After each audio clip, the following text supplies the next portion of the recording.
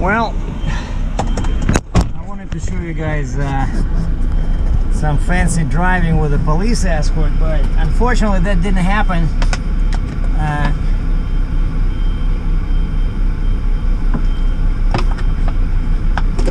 Because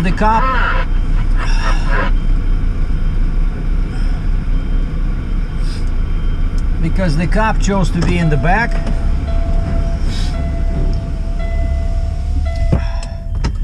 Okay, and so the Maryland permit cost $800 US, and that includes the cop under 4 hours. If it takes more than 4 hours, they want extra charge. I'm not sure how much, but it's outrageous. $800 US for 47 miles, and they send us on the wrong detour. Like, I was coming 83 south, and I usually take 695 east and then 95 south to the port. My permit had like double instructions repeating itself. Even the cop says this doesn't make any sense, but basically he says, I think there's a construction on the ramp to 695 east, so they want us to take 695 west and then go in the first exit and turn around. And yeah, it does a U-turn. And I said, you realize I'm 105 feet long. Okay, everything articulates, but you know, there's limits to what I can do even with my professional expertise, you know. Sorry.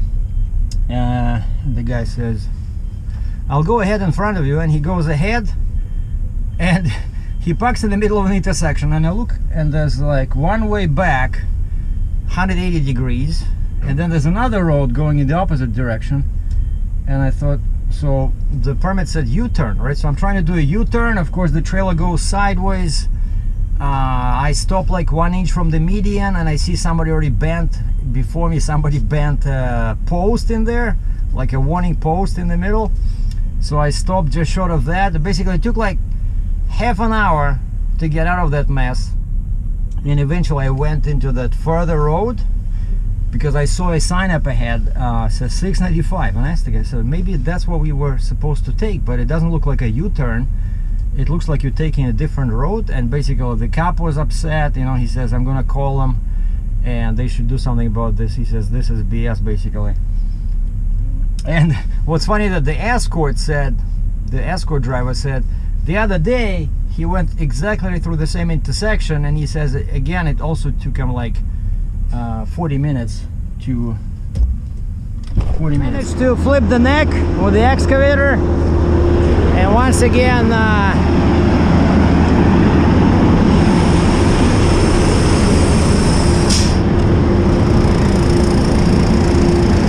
YouTube experts know nothing, zero. Remember when I was saying that I was backing off with the neck on the Jeep, and one guy left a comment, he says, oh, it's much easier to back off with the neck on the truck. And what this Copernicus forgot is that I got 184-inch neck, and when I try to connect to it, like, what do you put under? Like, I can disconnect and I will drag it on the ground, but you know, those support legs I have, they're way in the back, so either you have to use a huge timber and put on your frame, which is I don't have. So anyway, so I had to use the machine, turn around, and I keep the chains on the track so that it doesn't flip. And I was watching the other side. I was nervous I'm gonna hit this brand new Keller machine, but no, I hook up a chain, flipped it, reconnect everything, now we're good. So now all I gotta do is get out of here before they close at 3:30. So take the chains off, drive the machine off, park it over there on top of that red car, and then I'm asking them to stack my Jeep, because it's too hard to do yourself. You know, one guy with I can do it with an excavator. Hopefully that thing will crush it. I can do it with an excavator, but you know, you'll have to jump out 20 times and hook up 20 chains. Not good. All right, let's go.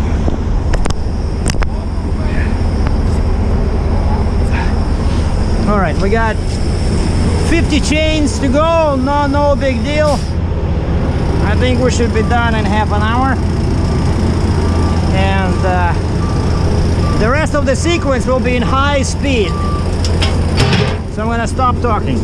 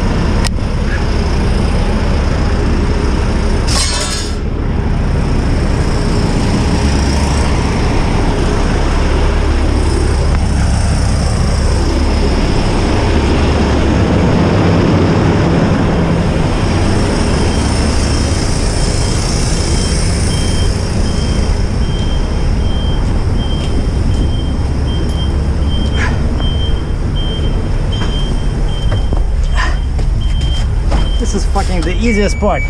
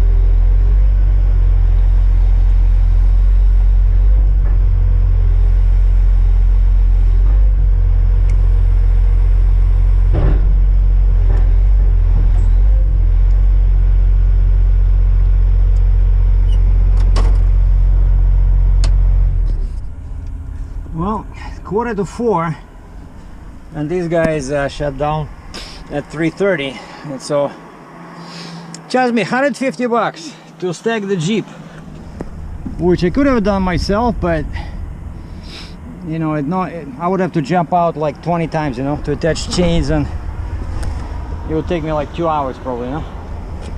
But all stacked up, except I didn't bother with the stinger, so I flipped the neck myself. You see, rehooked everything to these connectors, and then you have to unhook connectors between the flip box and the neck, because there's, see over there, so then this thing, all this part is attached here, right? And but you see, that's the problem when you have if I don't flip it, like, these legs have nowhere to go, and that's why guys carry, you know, huge piece of timber, but then I have these fenders in here, so it's basically it's not gonna work for me. I have to flip the neck before I disconnect, or I have to disconnect with the Jeep. And so the guy charged me 150 bucks to lift the Jeep, drive forward 5 meters, and drop it down. I tried to argue with them. I said, how about Wednesday discount? They said no. Okay, I said, how about Canadian dollars? I said, I have a Canadian plate, can we do Canadian dollars? They say, good try. I said, well, I tried, right? I tried everything. And of course the trick is with the Jeep, right? When you lift it, you gotta drain the air, and then you have to use those chains. For some reason they're only on one side, but you know, those chains prevent the airbags from overextending. And so this time we put it, because I keep the booster, you see, like before it was over here, and I remember when I was dropping the trailer, those connectors were hitting those connectors, and I almost broke it because I did not notice. But now the booster is over there. I'll just go to a truck stop, worry about it tomorrow. And you see, there's very little space here, but of course we can move it, but this is the only way it works. If you flip it with the neck over here, there's not enough space in there. Another solution is to remove the fenders and put the Jeep I mean the booster in here, like use this as a cradle, and then put the front part either on the back here on the board, or on the fifth wheel on the board, and just tie it down. But I kind of like these fenders. I don't like the mess, you know. If you remove them, everything's gonna be super dirty. And yeah, this time we're gonna try to load the scraper with the rear axle here, not here, because I just don't like this so narrow, you know. And this one has this little cradle, but then we'll have to put something under the tires to raise the front so it can overlap the neck. Yeah, lots of work guys, definitely. So this is more like, in terms of physical effort, this is more like a flatbed and step deck. And I remember when I was doing flatbed and step deck, I was in top shape. The only other time I was in a better shape was when I just came from the army and I was running every day like 20 kilometers, you know. But flatbed step deck, yeah, it was hard, but I remember I had much less fat, and so now we're back to that, because it's definitely a lot of work. You have to jump in and out, you know, flip everything. I lost count how many times I jumped in and out of the truck and in and out of the excavator, you know. But I don't know if you got this, but unloading the excavator was the easiest part. All right, and I changed the height. You see, now we have 1 2 3 4 5 6. So from the factory it was 7, which is more pressure, and then 8 I do when I'm fully loaded. Otherwise this thing will drive me in the ditch. So basically I'm just keep an eye on those airbags and I'll make sure they're not too full. Well, actually they're supposed to be full. If they're full, that means that there's less weight on them. And so we're gonna drive like this, and when I'm in the truck stop, I'll figure out my next move. But yeah, so got that for free. Thank you, Toromont Cat in London. That's a pretty decent, you know, oak. Oh, hardwood. So now I got this, you know, I got this from JC Trailer, and I'm getting new outrigger boards because those drive me crazy because they're not equal length, and I can't when I load like that, I see that the, you know, the whole trailer tilts because there's more weight on one side, because, you know, one side the weight goes on more outriggers than on the other side. It's not good. All right, what do we have here? Yeah, I just left them like that.